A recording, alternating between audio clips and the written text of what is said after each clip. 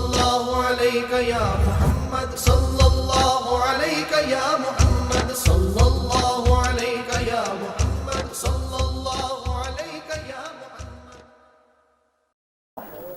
ہاں جی، اور یہ سوال ہے کہ جب حضور پاک صلی اللہ علیہ وسلم کو نبوت عطا ہوئی تو نبوت کے تمام دروازے بند ہو گئے، لیکن جب حضرت امام مہدی علیہ السلام تشریف لائیں گے تو کیا ولایت کے تمام دروازے بند ہو جائیں گے؟ برائے کرم وضاحت فرمائیں. جس طرح حضور پاک آخری نبی تھے، اسی طرح امام مہدی آخری ولی ہوں گے نا. ان کے بعد ولایت ختم، بس پھر اس دنیا کو حق نہیں ہے.